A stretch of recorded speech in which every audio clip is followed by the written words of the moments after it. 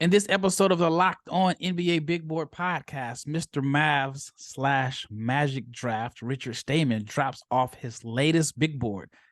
I'm curious to see what surprises we have in store. Stay tuned.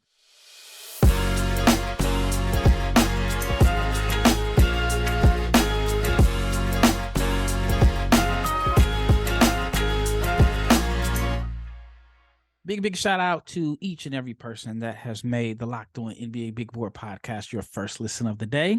And this episode is brought to you by LinkedIn. LinkedIn Jobs helps you find the qualified candidates you want to talk to faster. So post your job for free at linkedin.com/LockedOnNBA. I'm your host, Rafael Barlowe, the director of scouting for NBA Big Board and the founder of NBA Draft Junkies. Richard Stayman, Mr. Mavs Draft, who is Mavs and Magic Draft, probably one of the biggest names in draft Twitter. First of all, we got to talk about the Mavs. What are your thoughts on the Kyrie trade? Yeah, just purely talking on court. I think, the 2029 pick, I'll start with the draft element because the brand, but I think 2029 pick, especially right now, is completely harmless. You think about it, Luka's contract, I think it expires 2026. So that 2027 one's valuable 3 years after the contract expires. Say he does walk, it's the worst case scenario.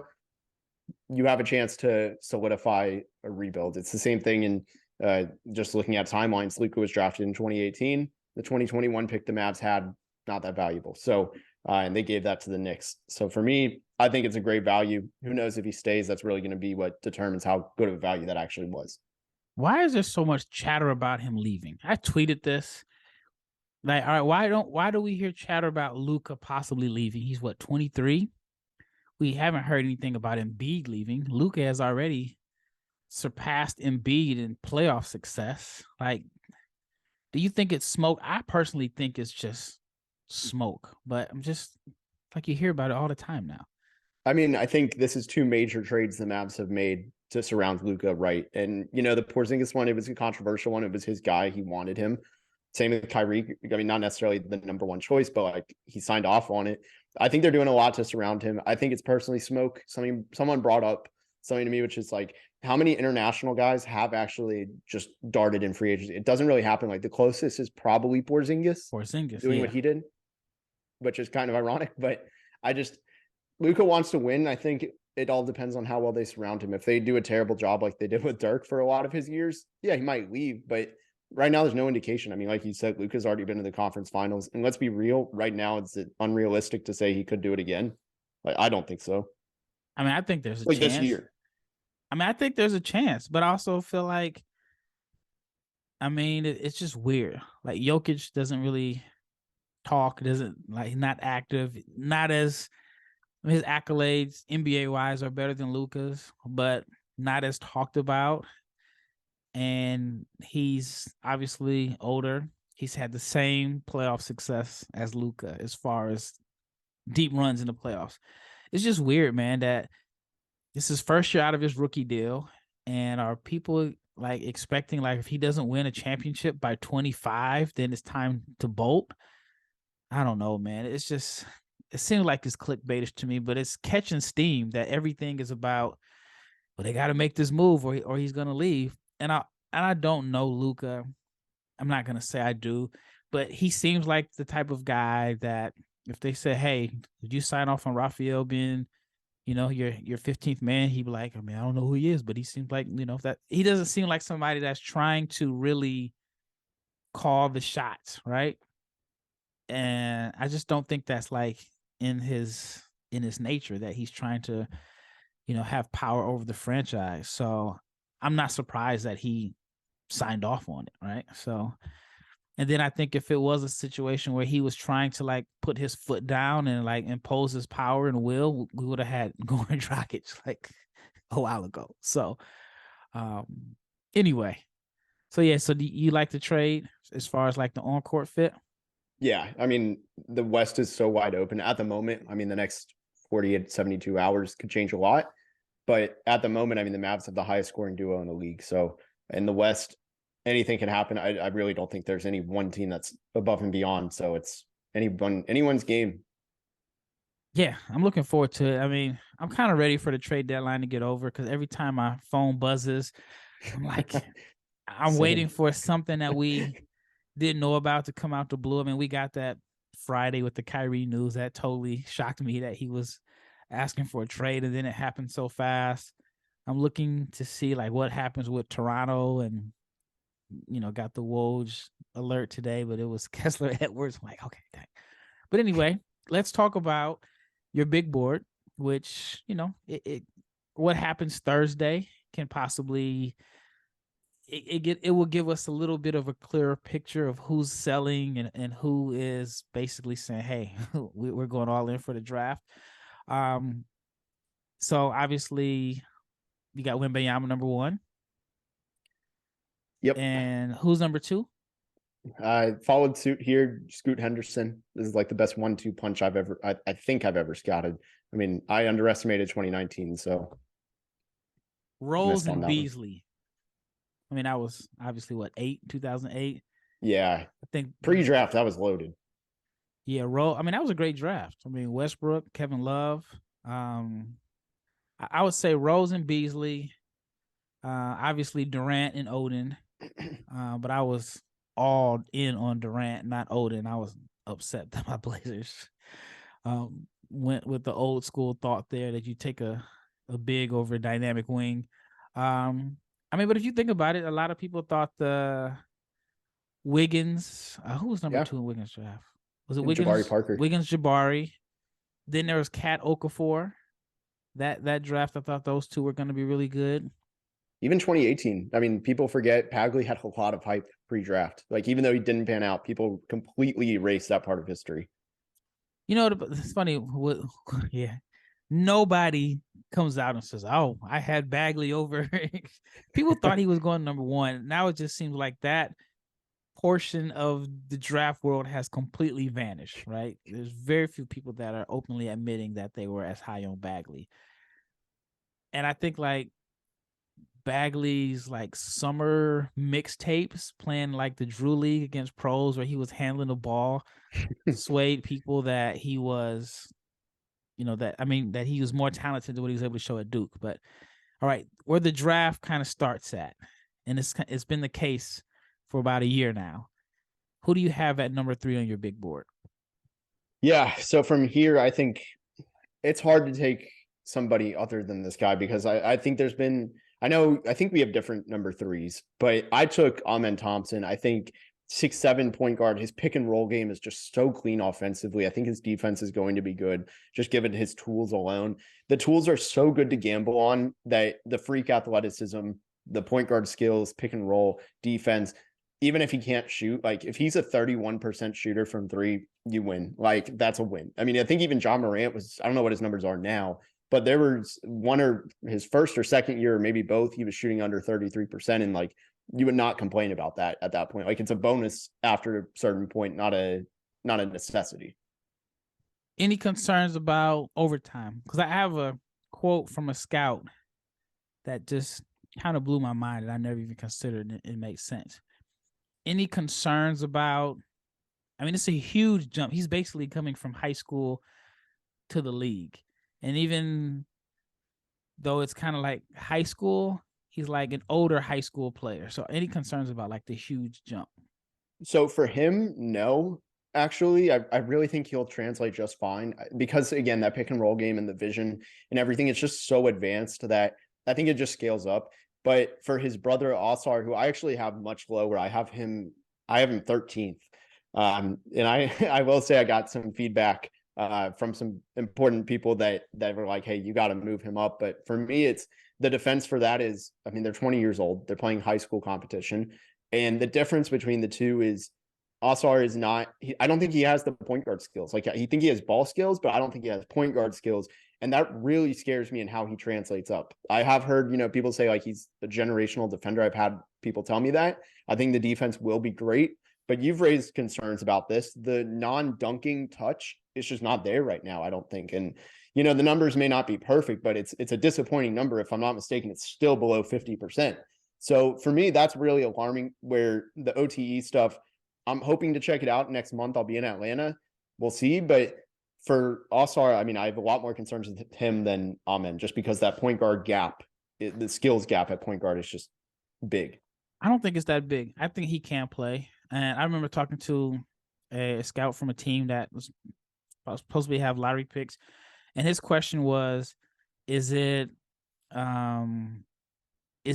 difference between the two based off of opportunity? Because he felt like Ausar is naturally going to defer to his brother, but he thinks that he has a very similar skill set, and if he was, somebody gave him the keys and said, hey, you're our primary, then he thinks that he can make the adjustment. But it's such a wide range of opinions on the twins, whether it's their age, and even like OTE. I think this is a big their success is going to be huge for overtime. But it was a scout that made a comment that it made a lot of sense to me. It's like the biggest concern about overtime is you don't have an opportunity to see how they play under real pressure. It's like there's no Big 12 championship. There's no like on the road at Kansas, or there's no Duke, North Carolina. And he's like, how do you know how they respond in big games and pressure environments? And he's like, that's big. That's something that there's no other, unless you're taking a guy right out of high school, but there's no other situation where you're evaluating a guy, you have no idea how they perform in like an intense playoff atmosphere. He was even saying like, even in the EYBL at the Peach Jam, there's pressure there. You're playing against, guys your age. There's other guys that are, the top prospects in their class. And it just makes total sense for that to be something that somebody can be concerned about. No, you shouldn't like not draft him because of that, but it does raise some concerns. All right, when we return, we only got to 3 in the first segment. So when we return, we'll get to picks 4, 5, 6, 7. We'll see where the time takes us. But if you are a company and you're looking to find the right match and the right people to hire, you have to check out LinkedIn Jobs, because you know that your success in 2023 and 2024 and so on, it all depends on the team members that you surround yourself with. And that's why you have to check out LinkedIn Jobs, because with LinkedIn Jobs, you can hire qualified candidates more efficiently by matching open roles with people who have skills, values, and the experiences to help you achieve your goals. And LinkedIn Jobs helps you attract qualified candidates to your open jobs with their targeting tools. They go beyond the resume data by using insights from your job post, the company, and their 875 member profiles to put your post or your job opening in front of the most qualified candidates. You can identify with the most qualified candidates on LinkedIn Jobs, and you can connect with them fast and for free. That's because LinkedIn Jobs makes it easy to screen and rate applicants based on your job qualifications, all in one platform. So visit LinkedIn Jobs, post your job for free at linkedin.com/lockedonnba. That is linkedin.com/lockedonnba to post your job for free. Terms and conditions apply. All right, we are now about a day away from the trade deadline. It is approaching, and of course, Locked On has you covered. So tomorrow, February 9th, tune in to Locked On NBA on the YouTube at 2 o'clock Eastern to hear the reaction from the trades that will change the rest of the NBA season, who becomes a contender, and who is tanking, so we can talk about fit on the Locked On NBA Big Board podcast. So subscribe to Locked On NBA on YouTube and do not miss a deal. Quick question for you. What do you think is the biggest name that gets moved? I think it's going to be a quiet deadline. Well, relatively. I think Fred VanVleet goes. I think he's probably the biggest name. It's going to be him or Boyan or John Collins. I think those are the big 3. No OG? No, OG, I think they have way too high of a price tag. I wonder, I don't know. We'll see. I mean, Toronto's like, it was all good a year ago, but now it just seems like all the overlapping skill sets don't necessarily complement each other, and who knows what's going on there. All right, we left off at 3. So we got Wembanyama, we got Scoot. You have Amen Thompson. So who do you have at number 4? So I have Whitmore as the number 1 college prospect. I was torn. In my 4 and 5 are very, very close. 5 is Brandon Miller. For me, Cam Whitmore, I think I feel like he has more upside to be a primary creator at times, more often, I should say, than Brandon Miller. And to me, that was the deciding factor. I think if you're trying to get somebody who, it's hard to say this name because he's really disappointed despite being a high floor guy. If you're trying to get like a Jabari Smith guy, the way you look at him pre-draft, where you're getting somebody who I think he plays good defense, he will make shots. And, in between, you may get some stuff in between, but like with Brandon Miller, I just don't know if you're going to get that primary creator at times where he's running the offense, whereas I see Cam Whitmore at times being able to. I think he's still got a little bit of a way to go, but that was my tiebreaker on that. And I think it's a very close draw, though, because like I said, Brandon Miller is safe. Like I really do think people are overthinking it. We've talked about this. You had that tweet. I don't know why it got backlash. You said nothing wrong. And forget him. That's why, I think he's a top 5 prospect. So I've gone away from Cam Whitmore, but those two are, I think, head and shoulders the 2 best college prospects. Yeah, and for me, Cam he's been disappointing to me. I had him at one point. I think I had him coming into the season as my number 3, or at least the best freshman prospect. At this point, I don't personally think he's better than Jarace Walker. And Cam has, of course, I got to take it with a grain of salt. I know he missed time in the preseason with the thumb injury. He came in late. Villanova's not really good. But he's had like games against Xavier where he looked like that dude. Like he looked like a legitimate top 3 pick. He's had some weird games against St. John's where he's been extremely inefficient. He's had a game against Georgetown, which is one Big East game in like the last 33 or 34 where he didn't dominate. And then I don't know if he was injured or not, but I watched the Creighton game Saturday and it was a close game and he was nowhere to be seen. I think he only took 5 shots and he played a significant amount of minutes. I know like against Marquette, the game before, I think he only played like 14 minutes. Again, I don't know if he was injured or not, but I didn't see like him making the impact on the game. I didn't see like a dog that wants to take over and make big plays. And so that, even again, this is just nitpicking, that concerns me. Like if he's going to be like a go-to guy, at least get up 10 shots, not 5 in a big game. Yeah, I also shared those same sentiments. Over the last 2 games, this is heading into Tuesday, the Creighton and Marquette game, he was averaging 7 points a game on 9 shots. Like that's like total shots. That's not okay. And for me, I think what I was willing to forgive, because that was fresh on my mind. Like I made this big board Sunday night and Monday. I was like, all right, I'm going to finally sit down, reorganize it. So it was like after all of this. This was the day after that terrible game against Creighton. I saw it as well. But what for me won me over was that game versus Providence before. We had 21 and 9. I felt that was a chance where we saw him be the alpha, and I really saw just a nice flash. Now, the concern is, and you kind of brought this up, is just game to game consistency is horrible.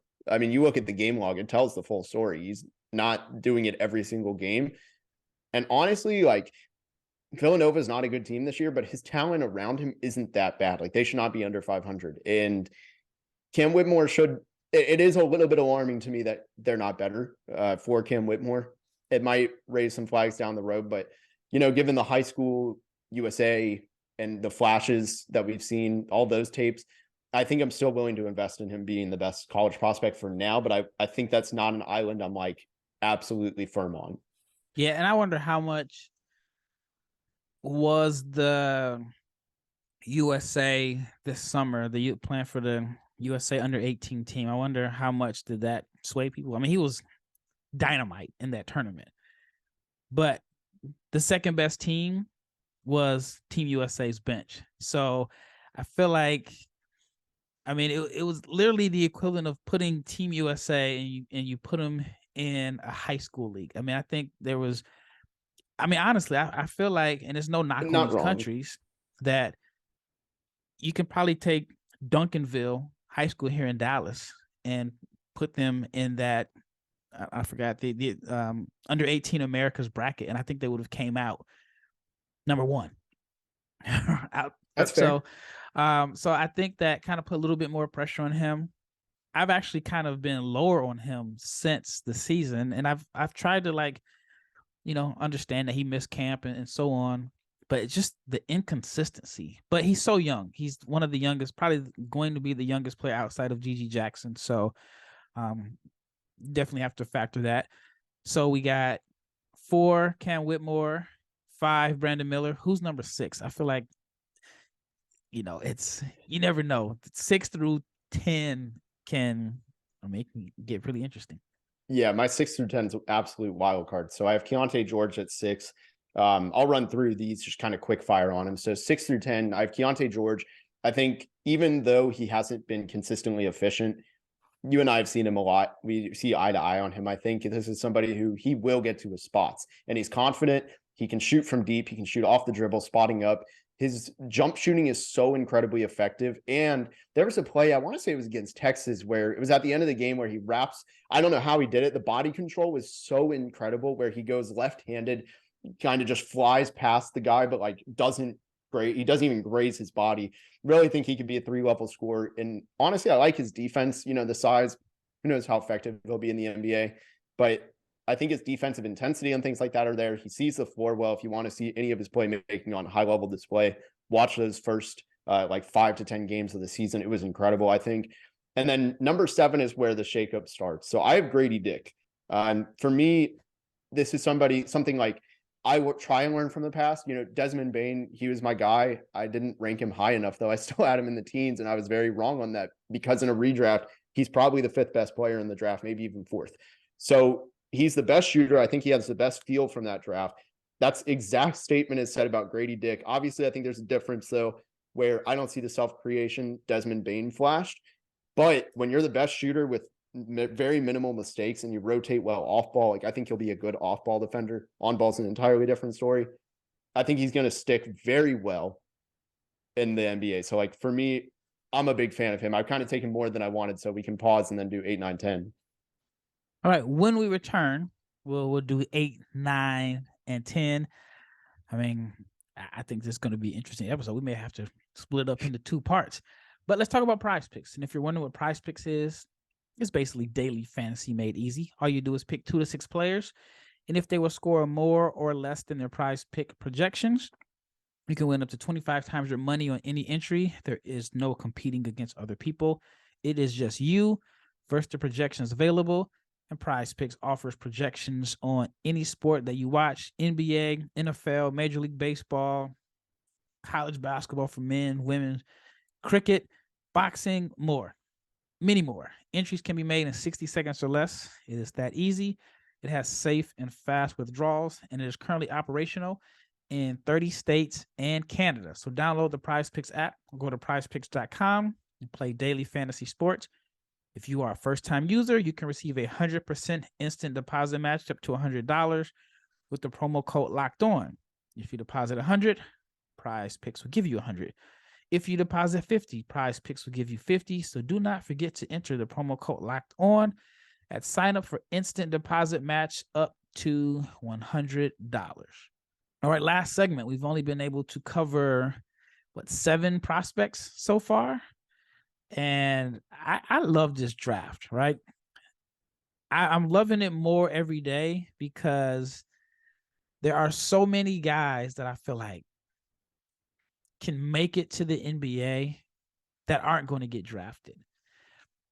And then, that's an element of it that I enjoy. But then the element of the lottery is scrambles. Like you asked me last week, my big board may be different than it is this week. Next week, it may be different. So my question to you before we get to 8, 9, and 10 is how much are you swayed by like performances? Because for example, Gradey Dick, he had a good game against who they just play? Texas. But he had a stretch where 3 out of 4 games he struggled outside of the Baylor game. And it was like after the Baylor game, people were saying, oh, I got him at 6, at 7. And then after that, I had somebody ask me in a mailbag episode, should he be ranked so high because he struggled against, he had 2 or 3 games where he struggled. And obviously the Big 12 conference is brutal. So how much of your big board is swayed like on performances?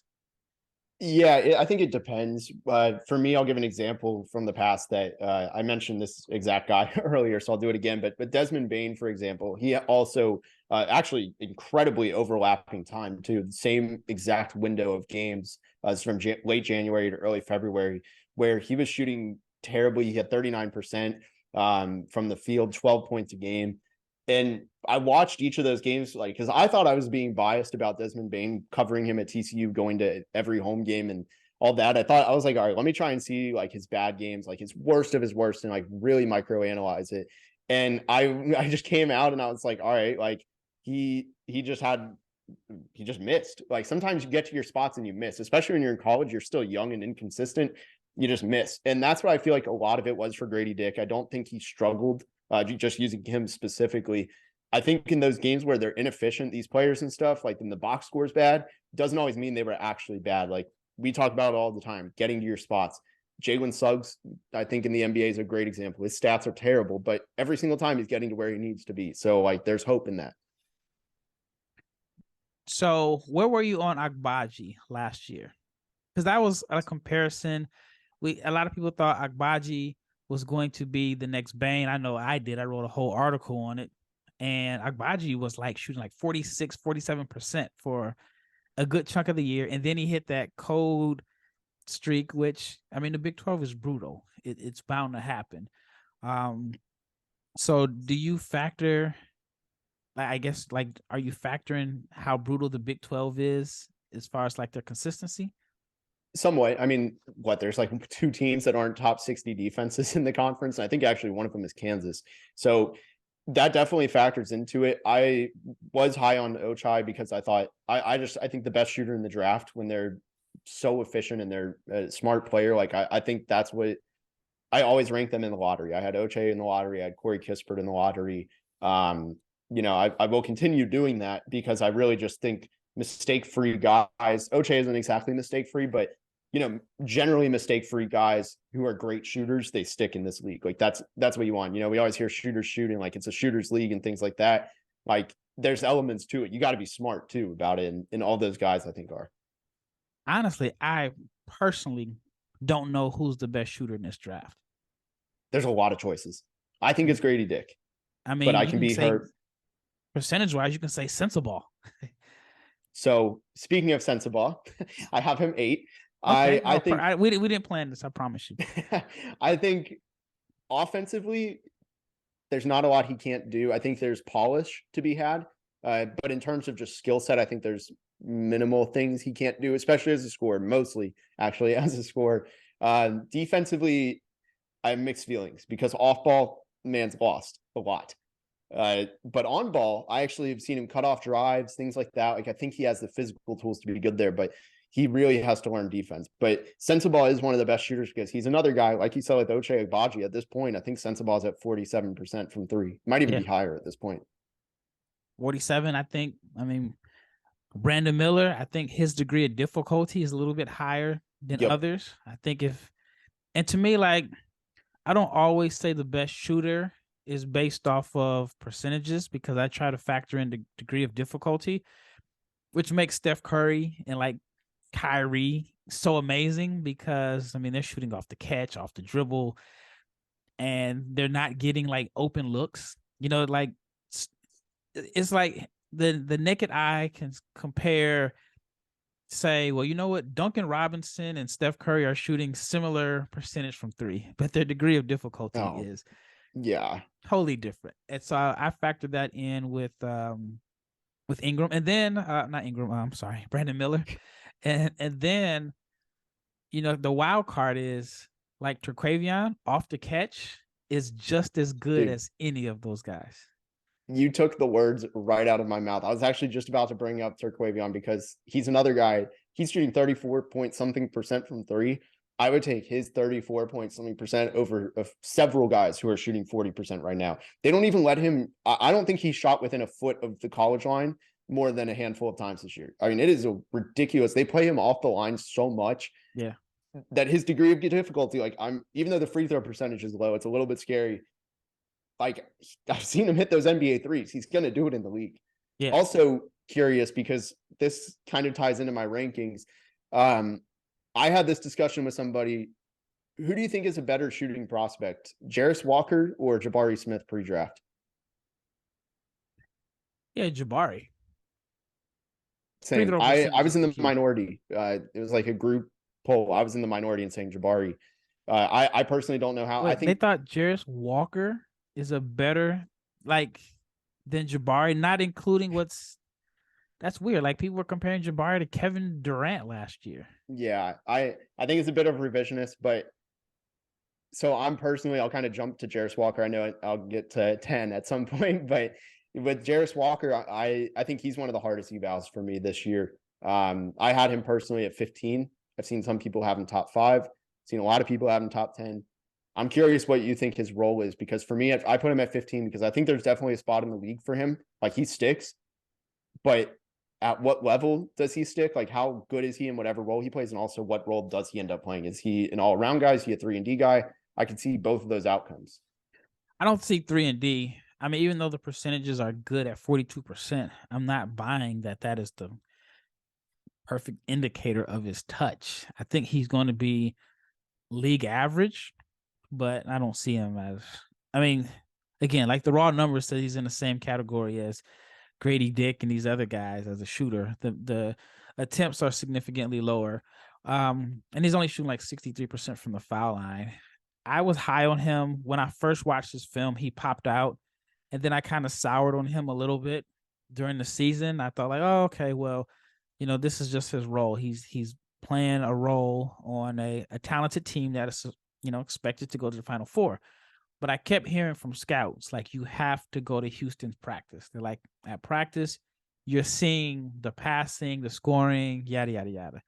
In the last few games, he's been on a tear. You're starting to see all the stuff that I heard scouts were saying about him in practice. So it's kind of like, I mean, his confidence is up. He's figured it out. Because I went to the St. Mary's game, and he was bad. He didn't really do anything. It looked like he was struggling between trying to be aggressive, trying to figure out how to attack and get to the rim, because he wasn't able to. I mean, he's obviously physically able to bully guys, but guys were a lot stronger than they were in high school. But I think he's figured it out now. I'm a big believer in the passing. I think that's something that we've only seen glimpses of.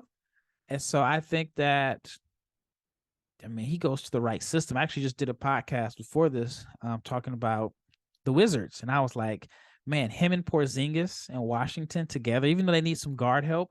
But I mean, that's like a very interesting 5-4, 4-5 pick and roll, because he can make plays as a passer. So I like him. I'm high on him. I'm moving him up whenever I do my next board.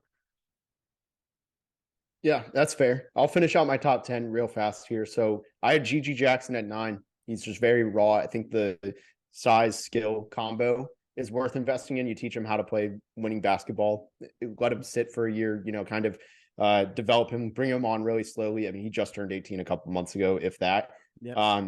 So I think he's somebody who is worth investing in. What's up? Sorry to cut you off. Did you see he showed his age when everybody that was tweeting about him not getting touches, he liked all of the tweets? So apparently he didn't get touches late in the game. I forgot who they played. And somebody sent me a message, and they were like, hey, I tweeted that they're not using him right. He's not getting touches. And he liked it. I was like, okay, cool. And then apparently, he went on Twitter, and whenever people were saying he's not getting touches, I guess he liked a bunch of them. And I think he even made a video or I don't know, went live or something like that. Oh my God. So yeah, I mean, he showed his age there, but oh, that's rough. I mean, the flashes are there, man. The flashes are there. I'm high on him. Like I've said it over and over again. 2024 class, nobody separated himself. He's the number 1 pick in 2024, in my opinion. Yeah, I agree with that. If he stayed in his regular class, for those that don't know that he reclassified up. Yeah. Last one for me, Anthony Black. I got him at 10. I think he's got to be a little bit more assertive and aggressive and definitely bulk up. I think those two things will go hand in hand. And I think if he does that, I think he's going to have a big jump in his game, just getting to the rim more confidently. The jump shot, I think mostly looks good. It is a little bit not unconventional. There's not a perfect form, I guess. And definitely needs to reduce the turnovers. I think that's been an issue since high school. It's going to be a little bit more raw, I think, adjusting to the NBA than people realize, but 6'7" guard, it's worth investing in. So I'm going to play devil's advocate on this one. He's been more aggressive than I thought he would be. Now, part of it is because, Nick Smith is not playing. Brazil was hurt. I thought that he was a guy that was going to average 8, 4, and 4. I thought the team was so talented that he wouldn't have to take on a really larger role. I just thought he was going to be this connective piece that actually has games where he impacts the game without scoring. I think he's been forced to score more than he probably would have liked, but I've been impressed with how he gets to the free throw line. That is something that has really caught me off guard. He's getting to the foul line at a high rate. And I wonder, with better NBA spacing and with an improved jump shot, is he going to be a guy that gets to the line in the NBA 4 or 5 times a game? So I've actually been somewhat impressed with how assertive he is, because that was my biggest concern. It was him and Julian Phillips. I thought those were the two guys that their teammates were so good and they're unselfish. They don't necessarily have this alpha dog mentality of I'm trying to dominate by scoring. I thought those two guys would blend in on really good teams, and they both kind of surprised me to that extent. All right, one last question before we wrap up. Who is the biggest omission on your first round? Who's the guy that you don't have in the first round that people are going to be shocked about and call you crazy? Man, there's 2 candidates. One I think is actually no, there's one I have somebody who I thought I was going to say is actually at 30. I think it's going to be Dillon Mitchell. I don't know why he's a first round prospect. We saw Greg Brown. We saw Greg Brown do all of the same things. Honestly, Greg Brown was better. Yeah. And Dillon Mitchell, I've watched this is actually a little bit outdated. It's 3 weeks ago. I watched every shot he had taken this year as of mid-January. And he had 2 right-handed shots at the rim. They were both dunks. I just don't know what he does on offense. He's a good defender. He's really athletic. What does he do? I cannot find that. He's not in my top 60, honestly. Wow. And I respect that, because I think a lot of people are following the pack. You're just watching, other people have him in the top 10. Okay, I don't see it, but okay, I'm going to put him in the top 10. If you watch it and didn't know any high school hype, you're like, okay, this guy's just a role player. Well, that wraps up this episode. Thank you for making the Locked On NBA Big Board podcast your first listen of the day. Check out the Game to Game podcast. Every moment, every performance, every result. Locked On Game to Game covers the NBA with local analysis that only Locked On can deliver. So follow Game to Game on the Locked On NBA channel. It's available on the Odyssey app, YouTube, or wherever you get your podcasts. Once again, it's Rafael Barlowe. With Richard Stayman, we covered some of his big board, but I'm sure we'll be back at another point to go a little bit more in depth. And we are out.